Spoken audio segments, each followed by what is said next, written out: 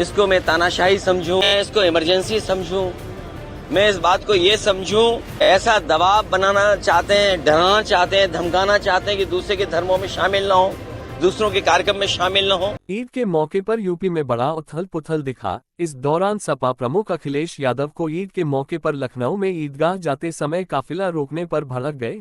अखिलेश यादव ने इस पर योगी सरकार पर तीखा हमला किया। उन्होंने कहा कि ऐसी बैरिकेडिंग कभी नहीं देखी थी। अखिलेश यादव ने कहा कि ऐसी तानाशाही कभी नहीं देखी, इमरजेंसी है क्या? हालांकि आपको पता होगा, और इसमें से मैं देख रहा हूं कि बहुत सारे सीनियर लोग भी हैं और बहुत वर्षों से आ रहे हैं यहां पर, और यहीं पर कवर करने आते हैं, कवरेज करने आते हैं। आप इसी जगह पर मिलते हैं। कभी इतनी बैरिकेडिंग नहीं होती होगी। जब मैं आज आ रहा था तो जानबूझ करके पुलिस ने मुझे रोका। मैंने जानना चाहा कि भाई क्यों नहीं जाने दे रहे हो। पूरी बैरिकेडिंग लगा करके मुझे आधे घंटे जब बात की तब जाने दिया, बड़ी मुश्किल से, और एक गाड़ी जाने दी। और जब जानना चाहा मैंने कि आखिरकार क्यों ऐसा किया जा रहा है, तो किसी अधिकारी के पास जवाब नहीं था। आखिरकार इसको मैं क्या मानूं, क्या समझूं? इसको मैं तानाशाही समझूं, मैं इसको इमरजेंसी समझूं, मैं इस बात को ये समझूं कि ऐसा दबाव बनाना चाहते हैं, डराना चाहते हैं, धमकाना चाहते हैं कि दूसरे के धर्मों में शामिल ना हो, दूसरों के कार्यक्रम में शामिल ना हो। कम से कम मुझे ये बताओ, मैं जाने कितने वर्षों से यहां आ रहा हूं। मुझे याद है नेताजी मुझे पहली बार लेकर के आए थे। उस दिन से आज तक लगातार आ रहा हूं, लेकिन ऐसी बैरिकेडिंग कभी नहीं देखी। और बैरिकेडिंग इसलिए की जा रही थी कि लोग त्योहार न मना पाएं, और जो अपनी धर्म की मान्यताएं हैं, धर्म की जो परंपराएं हैं, वो भी न मान पाएं। तो सबसे बड़ा खतरा लोकतंत्र को है, संविधान को है।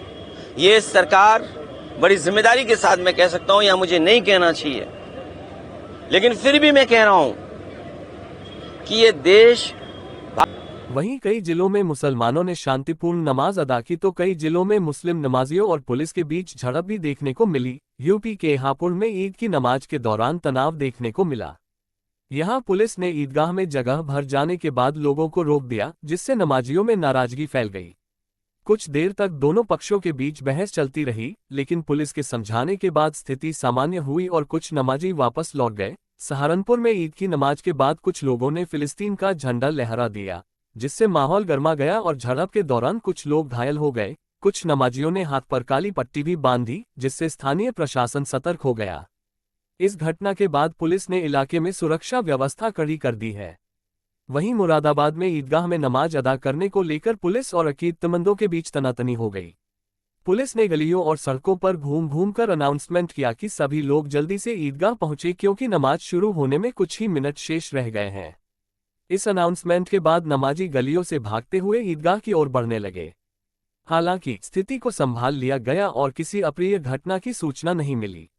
वहीं मेरठ के जानी थाना क्षेत्र के कस्बा सिवाल खास में मुस्लिम समुदाय के दो गुटों के बीच तनाव बढ़ गया। बच्चों के बीच हुई कहासुनी देखते ही देखते बड़ों के बीच झड़प में बदल गई।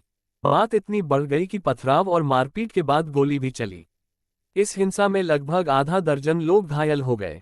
मौके पर पहुंचकर पुलिस ने स्थिति को नियंत्रित किया। हालांकि अभी तक दोनों पक्षों में से किसी ने भी पुलिस को तहरीर नहीं दी है। सोशल मीडिया पर इस घटना का वीडियो वायरल होते ही पुलिस ने जांच शुरू कर दी है। वहीं इन घटनाओं को देखते हुए यूपी पुलिस ने सुरक्षा व्यवस्था को और कड़ा कर दिया है। संवेदनशील इलाकों में अतिरिक्त पुलिस बल की तैनाती की गई है। प्रशासन का कहना है कि किसी भी स्थिति से निपटने के लिए पुलिस पूरी तरह से मुस्तैद है। स्थानीय प्रशासन और धार्मिक नेताओं ने लोगों से अपील की है कि वे ईद का जश्न शांतिपूर्ण तरीके से मनाएं और अफवाहों पर ध्यान न दें।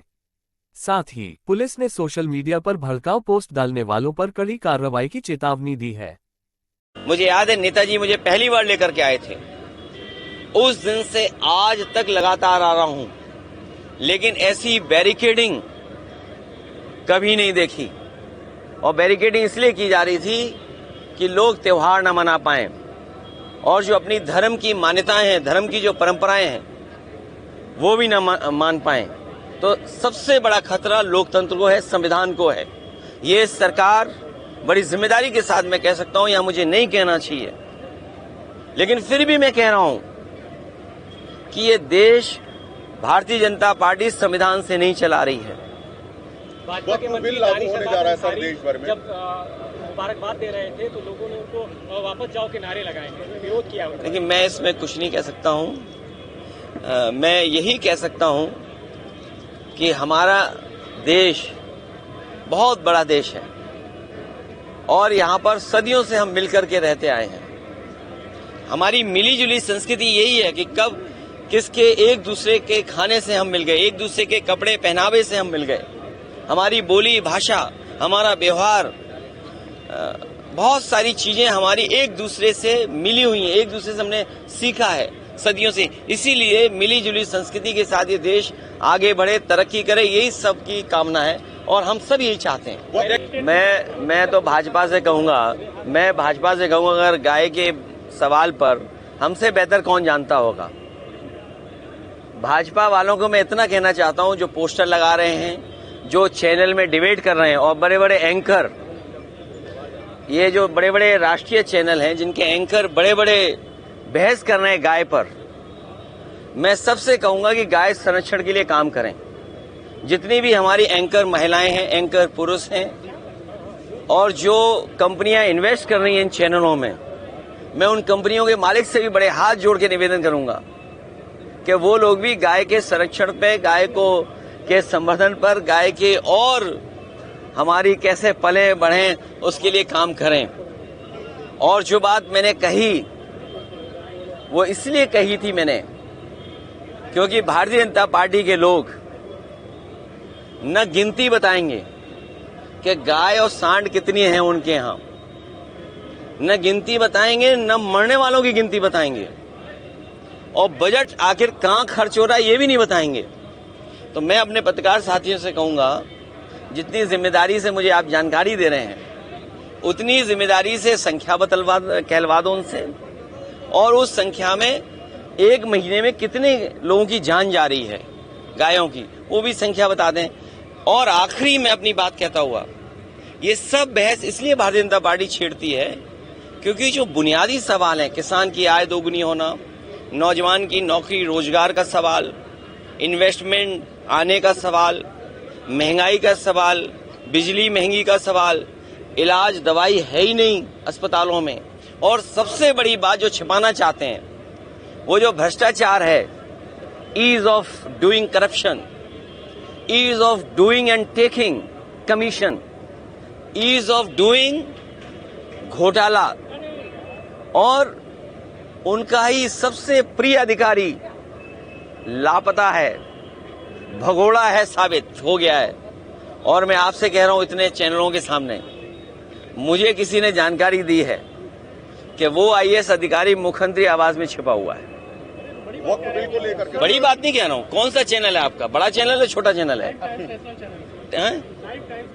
ये चैनल का नाम नहीं सुना सर। वक्त बिल को लेकर के तकरार चल रही थी, आप ये नाम नहीं सुना मैंने। ये हमलावर नहीं है, हमलावर नहीं है। उन्होंने कहा कि माँ का दूध पिया हो तो, अगर ये बात गलत हो तो बताइए। बिल्कुल सही कहा भाई, जो विधायक है कब दुख तकलीफ में होगा, परेशानी में होगा, उसका अपमान हो रहा होगा, वो अपमान नहीं सहन कर पाया। अपमान जो हुआ उसने अपनी भाषा गुस्से में निकाल दी। तो अब सोचिए, उन्हीं का विधायक ये कहता हो, उनके अधिकारियों का माँ का दूध याद दिलाता हो। अब अधिकारी जाने और बीजेपी के लोग जाने। अखिलेश जी, सड़कों पे कांवरिया चल सकते हैं तो 5 मिनट की नमाज क्यों नहीं हो सकती? अबू आदमी ये पूछ रहे हैं। वो ठीक कह रही हैं। क्या कहेंगे सर? ममता बनर्जी जी जो कह रही हैं एकदम ठीक कह रही हैं। आज जो ममता बनर्जी जी फेस कर रही हैं बंगाल में, जिस तरह का भारतीय जनता पार्टी झूठा प्रचार कर रही है बंगाल में और बिहार में, इसी तरह का गंदा प्रचार, घटिया प्रचार भारतीय जनता पार्टी ने यूपी में भी किया था, और आप लोग सब जानते हो। लेकिन मैं जानता हूं कि आप भी कुछ नहीं बोलोगे। अबू आदमी क्या कहेंगे सर? वो कांवरिया का सड़क पे चल सकते हैं तो नमाज 5 मिनट क्यों नहीं हो सकती? उस बहस में मैं नहीं पढ़ना चाहता हूं, लेकिन जो सड़क है, मेरे साथ कौन चलना चाहता है? अभी सोमवार को कौन चलेगा मेरे साथ? बताइए सर, कहाँ चल रहे हैं? हाँ अच्छा, हाँ ठीक है। एक है देवी, उनके पास हम और आप सब लोग चलेंगे। ठीक है, बिल्कुल हम ले चलेंगे आपको, हम लोग ले चलेंगे सब। वक्त बिल लागू होने जा रहा है। देखिए किया गया था तो विरोध भी ये मैं आपको बताऊं, आप कहाँ के हो? अरे नहीं, न्यूज नहीं, यूपी के हो ना। अगर ये प्लॉट लेना चाहेंगे उत्तराखंड में तो इन्हें 250 मीटर का भी प्लॉट नहीं ले सकते।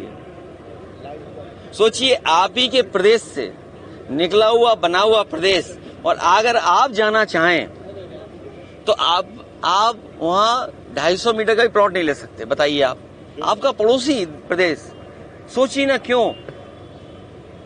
और हमने मुख्यमंत्री बनाया हुआ है उन्हें, तो मैं चाहता हूं ये मुख्यमंत्री भी उत्तराखंड चले जाएंगे।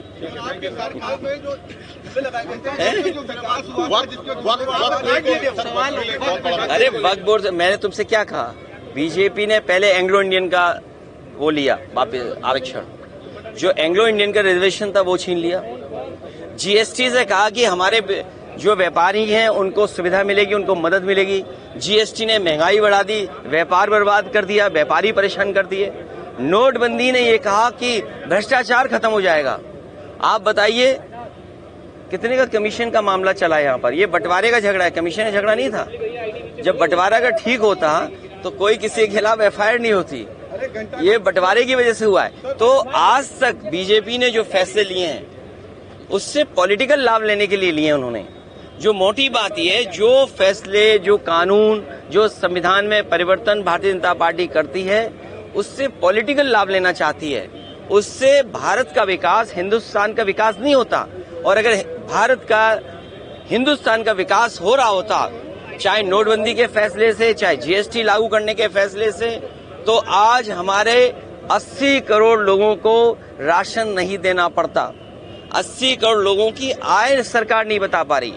आप वक्फ बोर्ड की बात कर रहे हैं, बीजेपी वालों से पूछिए कि 80 करोड़ लोग जिन्हें आप राशन दे रहे हो उनकी प्रति व्यक्ति आय क्या है? और आपसे बेहतर कौन जानेगा, कोविड के बाद से आपका वेतन नहीं बढ़ा। कल ही